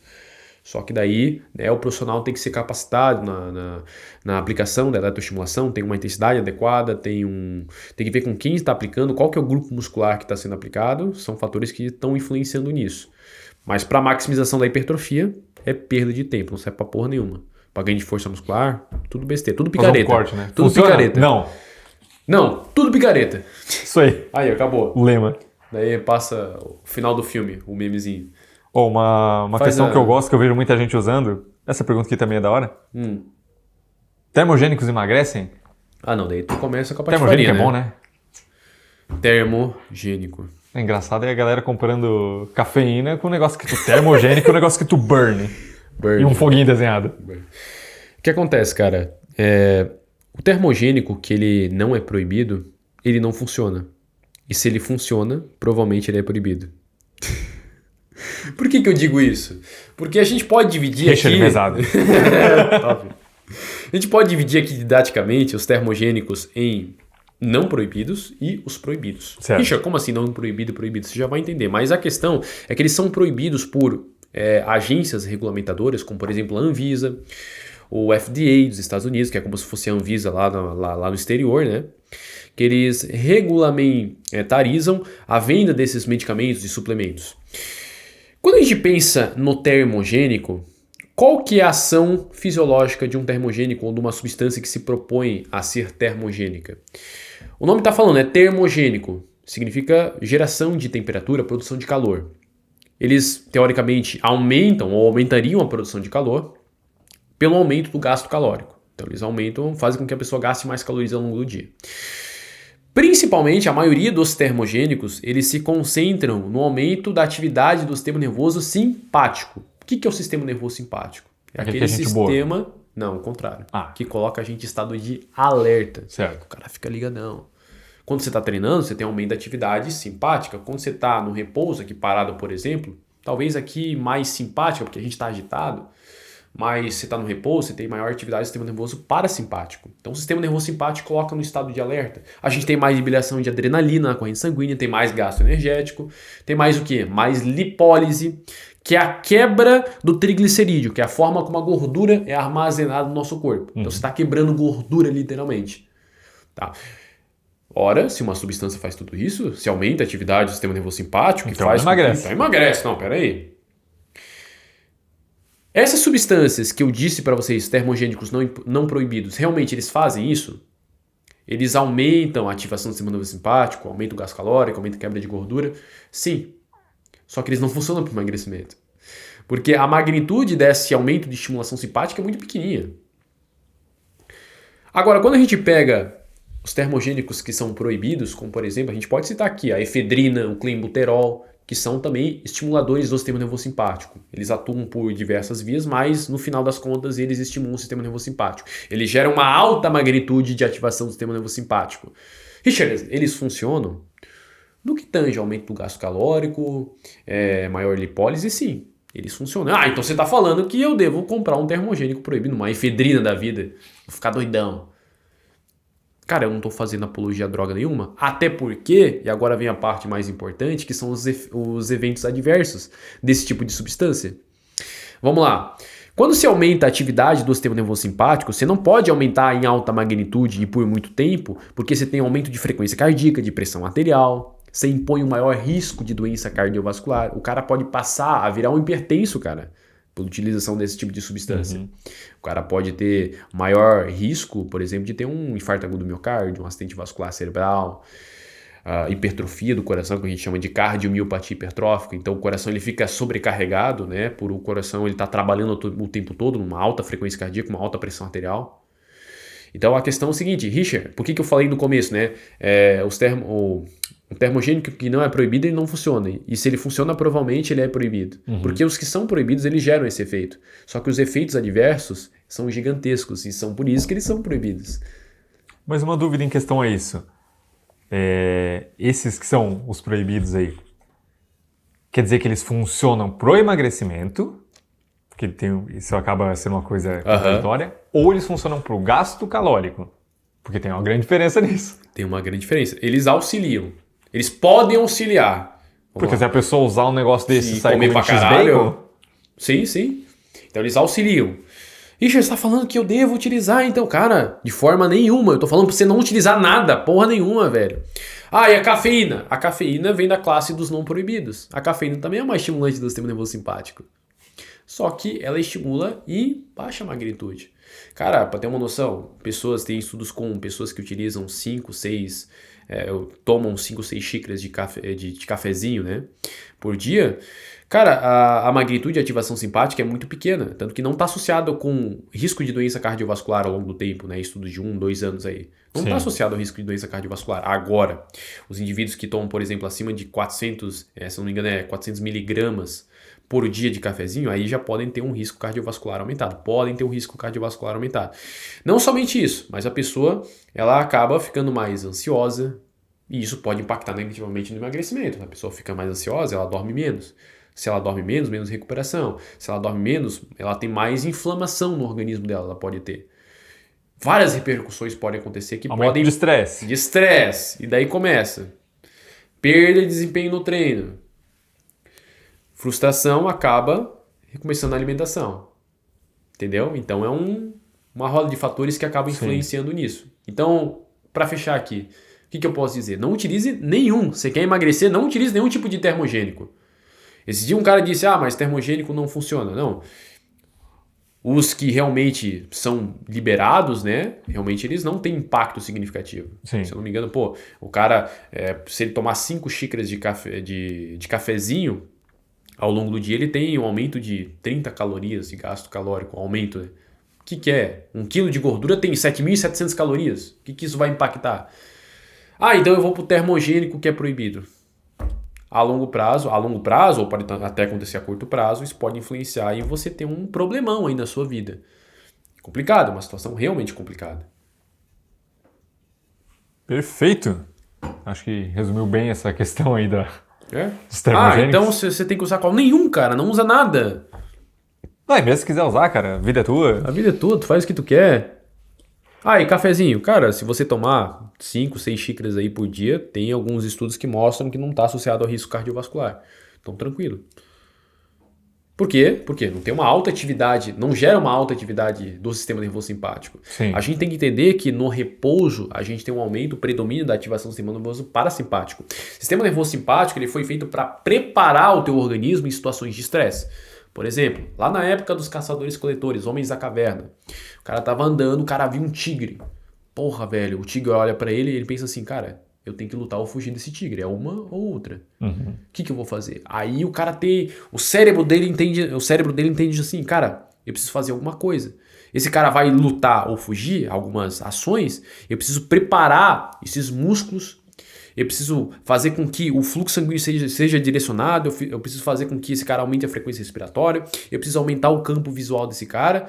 Por quê? Porque esse cara vai passar por um momento estressante. O cara realmente pode morrer. Mesmo. É questão de sobrevivência, o cara pode morrer. Então vamos preparar. Hoje em dia, a gente não tem muitas questões relacionadas a risco de sobrevivência, situações, por exemplo. Sim. Mas o treino de musculação, um treino aeróbio, vai ativar o sistema nervoso simpático, vai gerar uma maior ativação do sistema nervoso simpático. Por quê? Porque é um estresse para o organismo. Sim. Se ficar estressado, a gente discutir aqui, é um estresse para o nosso organismo. Discussão, tudo é tipo de estresse. Estresse psicológico, você dormir pouco, sim, é estresse. E a longo prazo, esse aumento de atividade simpática é prejudicial. Eu não posso ficar de forma crônica com uma alta magnitude, né, de ativação do sistema nervoso simpático a todo momento. Isso vai fazer com que eu tenha um aumento de pressão arterial, de frequência cardíaca, né? E daí isso pode corroborar para doenças cardiovasculares, principalmente. Sim. E até resumindo, as pessoas veem muito com essa questão, mas é principalmente os leigos que acabam trazendo essas questões, né?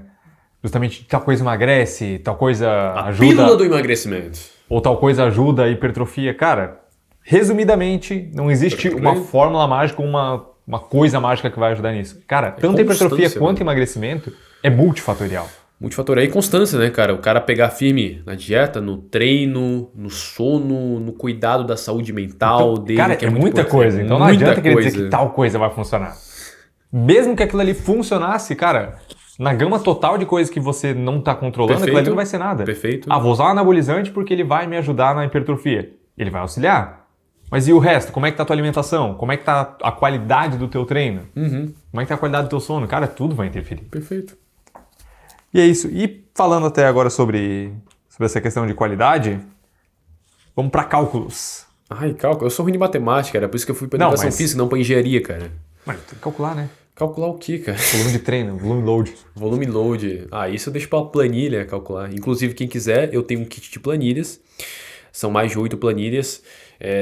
Para você calcular o volume de treinamento, quantidade de séries, volume load de treinamento, planilha para você periodizar o treinamento dos seus alunos, planilha para você avaliar a força muscular e aptidão cardiorrespiratória, para você aplicar teste na prática com o seu aluno, planilha para você aplicar teste de Cooper, o teste na esteira de VO2 máximo, teste de 5 minutos, ensinando você a aplicar. Tem planilha para você estimar o gasto calórico do seu aluno ao longo do dia, tem planilha para você fazer análise da composição corporal a partir da adipometria. Enfim, então meu kit de planilhas, ele está disponível lá no link da bio, se você tiver interesse, toca lá e adquire esse kit que vai tornar a sua vida aí, o seu dia muito mais produtivo, porque logicamente se você perde tempo fazendo isso, né, o meu kit de planilhas, eu estimo que mais ou menos ele reduz esse tempo que você ficaria fazendo esse tipo de cálculo, esse tipo de anotação em mais ou menos 80%. Inclusive, para você que não gosta de fazer cálculo, tá tudo mastigado. Tudo mastigado. Tipo, se você é que nem eu, que não gosta de calcular as coisas, tá tudo certo. Última perguntinha. É válido prescrever treino aeróbio? Baseado... Já sei o que você vai perguntar. Calma aí. Deixa eu ver a fórmula aqui de novo. 220 menos a idade. 220 é a tensão elétrica da tomada, né? É isso que tu quer dizer. Isso, porque para emagrecimento... tem que ter eletroestimulação. Exatamente. Cara, eu não sei da onde que os caras tiram isso, que os professores ensinam na faculdade. O cara entra na faculdade, o cara aprende. Não, para você prescrever treino aeróbio, você tem que calcular, você tem que pegar a idade do teu aluno e botar na equação 220 menos a idade. A partir disso, você tem a frequência cardíaca máxima estimada do seu aluno e você consegue prescrever um treino aeróbio. Puta que me pariu, velho. Da onde que o cara tira um Cara, troço inclusive desse? Eu já vi até um cálculo que ele não era esse 220 menos a idade, era como se fosse... Existem vários cálculos para a estimativa da frequência cardíaca máxima. Esse 220... comparando com, vamos lá, jogando pro outro lado, como se fosse um IMC, e o outro cálculo... Nossa senhora, cara. E um outro cálculo como se fosse a questão do adipômetro, né? Que era um cálculo mais extenso, então tu coloca 220, coloca a idade, coloca não sei o quê, coloca peso, coloca altura. Eu não sei exatamente, mas era um cálculo gigantesco. Era uma fórmula de Bhaskara aquele negócio, eu não sei o que era aquilo. Mas enfim, cálculos no geral para estimular a frequência cardíaca, são válidos? Não. Cara, eles não têm precisão. Eles não têm precisão. A precisão deles pode variar de mais ou menos os 12 batimentos. Isso para o cálculo 220 menos a idade e para outras formas que tentam estimar a frequência cardíaca máxima. Existem outras, milhares. Existe um artigo que ele pegou e existem vários artigos que eles reúnem, né, para comparar a eficácia dessas formas. Todas elas têm um erro de predição gigantesco. Todas as formas.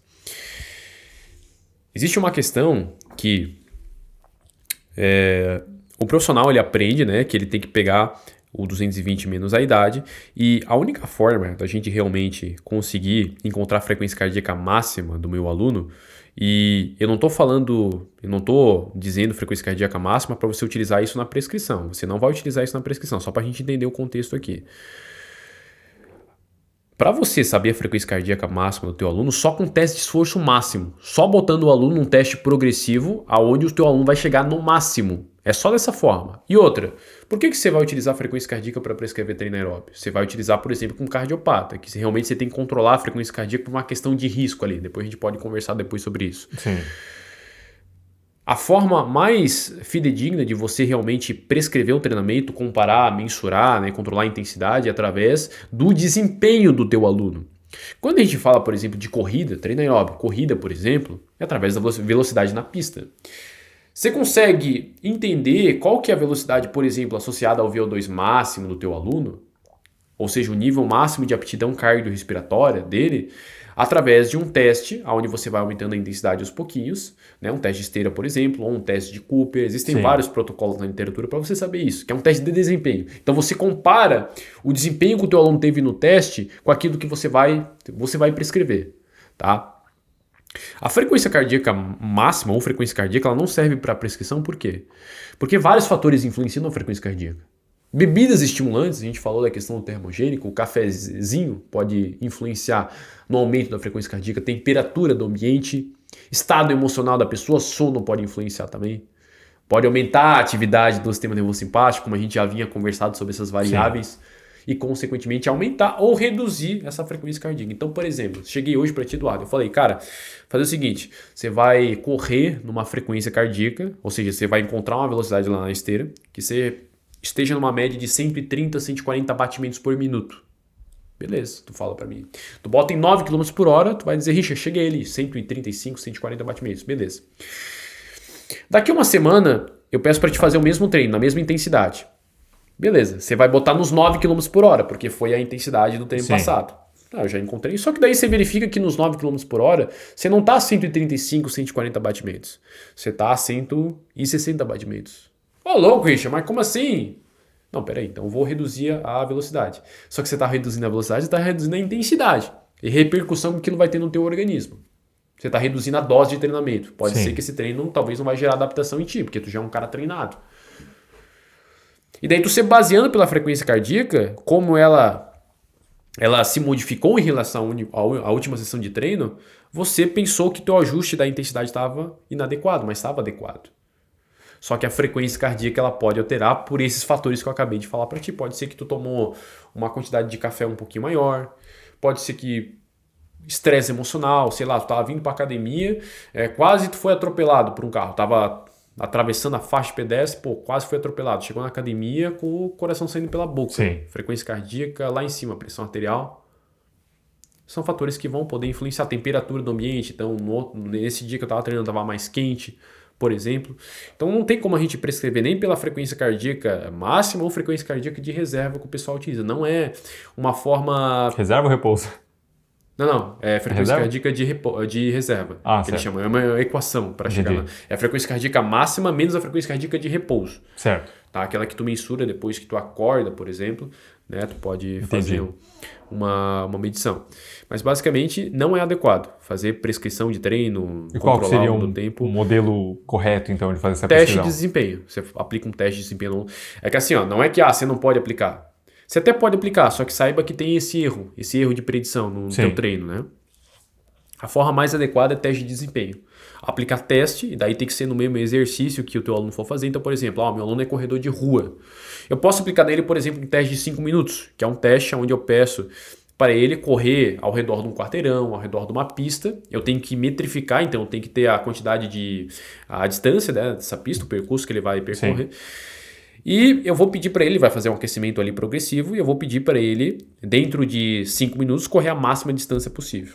Dentro desse teste a gente tem um dado que é a metragem que ele correu. Sim. E daí eu jogo numa equação e eu tenho um dado do desempenho. Eu tenho a velocidade média que ele correu esses 5 quilômetros. Esses 5 quilômetros não, perdão, esses 5 minutos.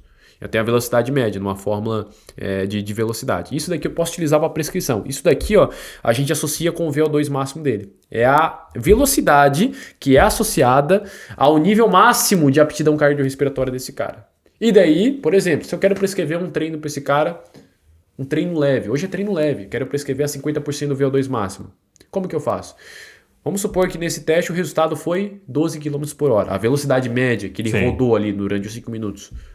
Qual que é a intensidade que eu vou prescrever o treino? 12 km por hora, metade de 12, 6. Então, aproximadamente 50% do VO2 máximo, que seria uma intensidade leve para ele, seria 6 km por hora, entendeu? Entendi. Que daí tu tem parâmetro na prescrição, ficar muito mais fidedigno. Então, basicamente, esse cálculo, esquece. Esquece, daí é patifaria. Eu quero prescrever um treino pesado para esse cara, 80% do VO2 máximo. 80% de 12, quanto que dá? Uns 9? 9, né? Eu acho que é 9. Enfim. 9,5, sei lá.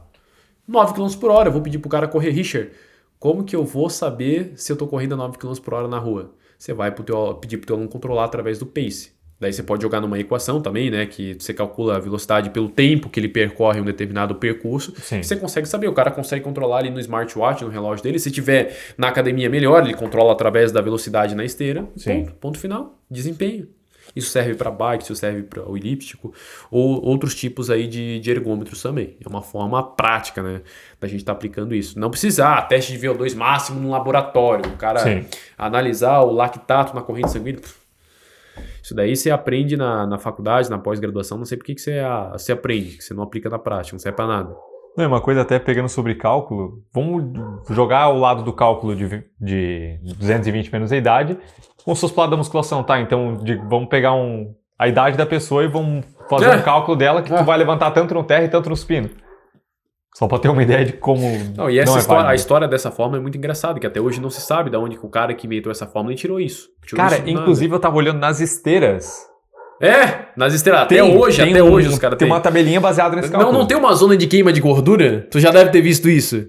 A zona de 140, 160, você quer mais gordura? Eu não vi exatamente. Cara, não sei se era exatamente isso, mas tinha uma zona lá de 65%, 70%, 80%. Pra quem? Né? Pra quem? Porque é isso individual. De acordo com a idade. Não, mas de acordo com a idade mesmo. O 100% do VO2 máximo em quem? O teu é em 14 km por hora. Teve um teste que a gente fez, foi em 14. Sim. O meu é em quanto? Sei lá, em 18. 10. Não, em 18, né, cara? Eu sou mais... Sabe que eu sou atleta, né, cara? Um atleta nato. Que isso? Não, o meu é em 10, que eu nem corro. Não faço porra nenhuma. Entendeu? Só outro tipo de cardio, né? Que esse eu duro tipo uns 2 minutos, 1 minuto e meio. Já tá bom, né? Caraca, você é um deus. Quanta besteira, meu Deus do céu. Mas é isso, cara. Fechamos as perguntas polêmicas de hoje. Hoje tava bom, né, cara? A gente abordou vários assuntos polêmicos. Adoro polêmica. Vamos ver se a galera vai... E estamos esperando os haters, tá? A gente tá esperando. É isso aí, pessoal. Então, se vocês gostam do nosso podcast, dá um like aí embaixo, né? Comentem no vídeo quais são os próximos assuntos que vocês gostariam de ouvir aqui no nosso podcast. Se quiser, também pode me enviar pelo direct, diretamente do Instagram, que eu agradeço a sua contribuição. A gente vai estar verificando. Logicamente, tem que ser um assunto polêmico, né? Tem que ser um negócio que a gente gosta de falar, que gere bastante repercussão. Sim. Até porque o nosso podcast chama Podcast das Polêmicas da Educação Física. Beleza, pessoal? Então, um grande abraço para vocês. É nóis e estamos juntos. Valeu!